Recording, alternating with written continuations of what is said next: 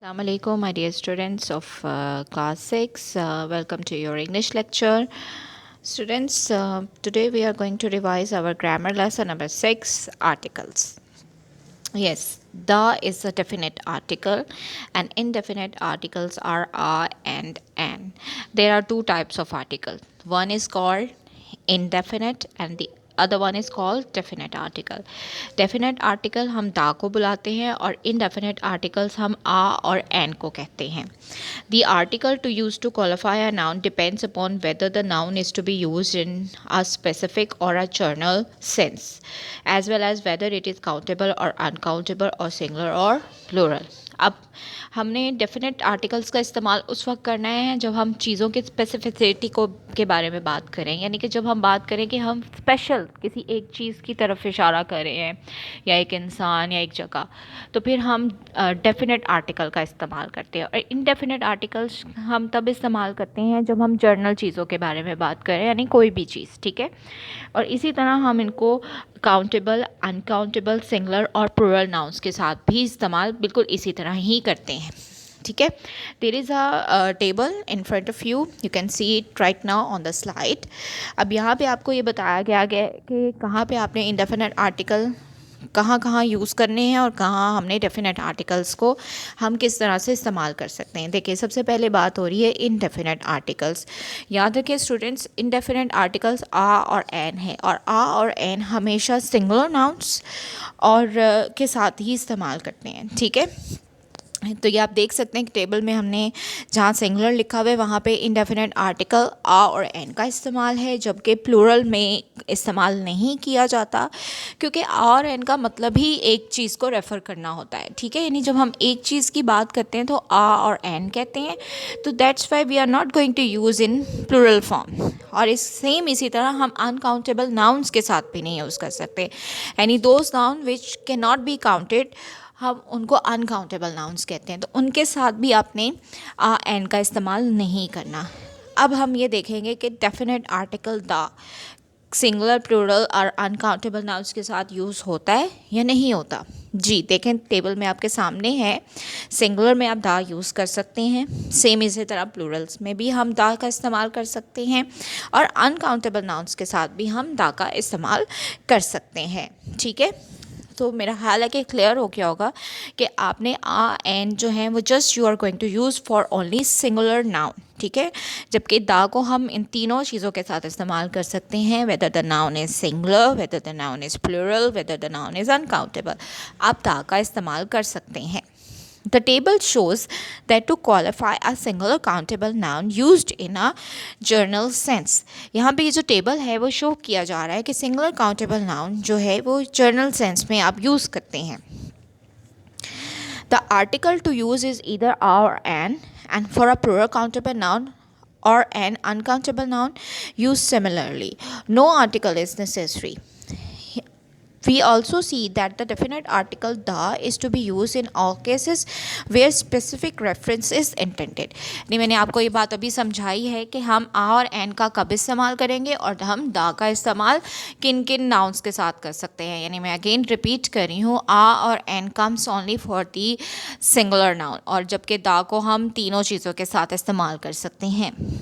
The indefinite article to use with a singular countable noun is an when the noun begins with a vowel sound, not letter, and when it begins with a consonant sound. आपको बच्चों ये बात भी बहुत अच्छी तरह पता है कि जो हमारे आर्टिकल्स, indefinite articles आ और एन है, they comes with a singular countable noun, और ऐसे नाउन्स के साथ इस्तेमाल होते हैं जो वॉवल साउंड से स्टार्ट होते हैं, not the letters. Vowel sound mean जो आ, ई, आई, ओ, यू को रेफ़र करते हैं, उनसे स्टार्ट होने वाले लेटर्स के साथ हम एन का इस्तेमाल करते हैं. और जो भी जितने भी इनके अलावा जो लेटर्स हैं हम उनको कॉन्सोनेंट्स कहते हैं. कॉन्सोनेंट साउंड वालों के साथ हम आ का इस्तेमाल करते हैं. Thus we say a book but an action, a unit but an R. देख सकते हैं कि हमने बुक के साथ आ का इस्तेमाल किया. बुक जो है वो कॉन्सोनेंट साउंड है, बी से स्टार्ट हो रहा है. एक्शन जो है वो A E I O U वाले साउंड, लेटर साउंड के साथ हम एन का इस्तेमाल करेंगे. Same with the case a unit. Unit इसलिए हम यू लगा रहे हैं, आ लगा रहे हैं क्योंकि यूनिट अपनी यू साउंड दे रहा है. ठीक है. जब ये लेटर्स अपनी साउंड देना शुरू होंगे तो तब हम इनके साथ एन नहीं लगाते, हमेशा याद रखें हम उनके साथ आ का इस्तेमाल करते हैं। और इसी तरह यहाँ पे आर है।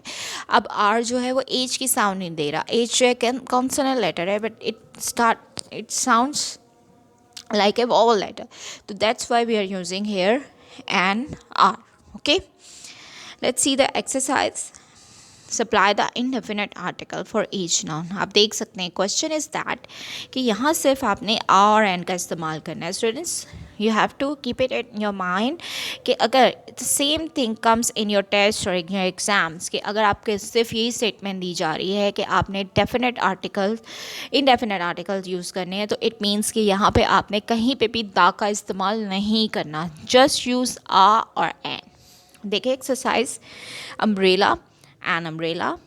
यूनियन में हम आ का इस्तेमाल करेंगे क्योंकि अगेन यू जो है जब वोवल लेटर्स अपनी साउंड देते हैं तो हम हमेशा उनके साथ आ का इस्तेमाल करते हैं, एन नहीं लगाते। That's why we are going to use a union. An article, an owl, a color, C the consonant sound.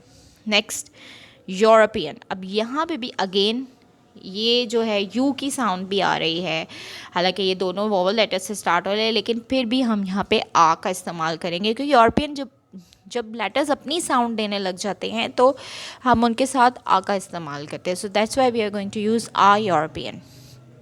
And air, air कहते हैं मतलब जायदाद के वारिस को, तो यहाँ पे भी हम एन का इस्तेमाल करेंगे क्योंकि H sound H consonant letter है लेकिन साउंड जो है वो वोवल लेटर की आ रही है, एयर एन एयर।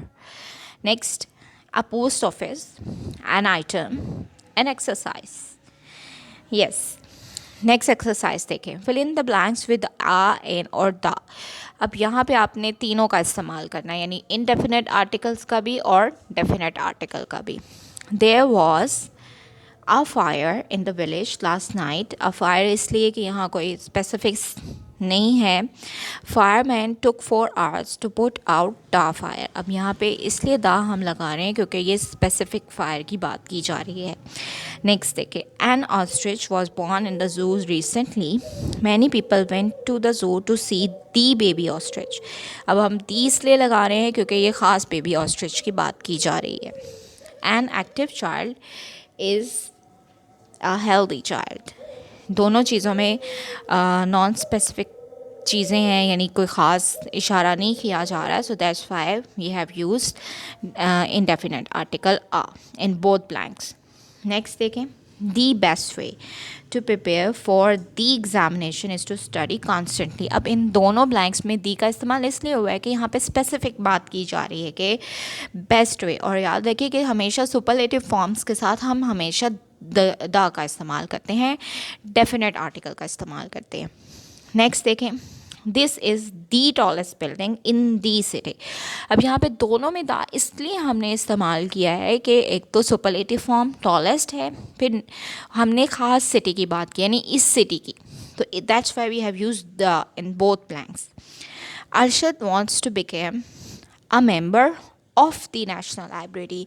आ इसलिए आया कि वो मेंबर बनना चाह रहा है, मेंबर को ख़ास स्पेसिफिक नहीं है, लेकिन किस लाइब्रेरी का, the national library. So that's why we have use the.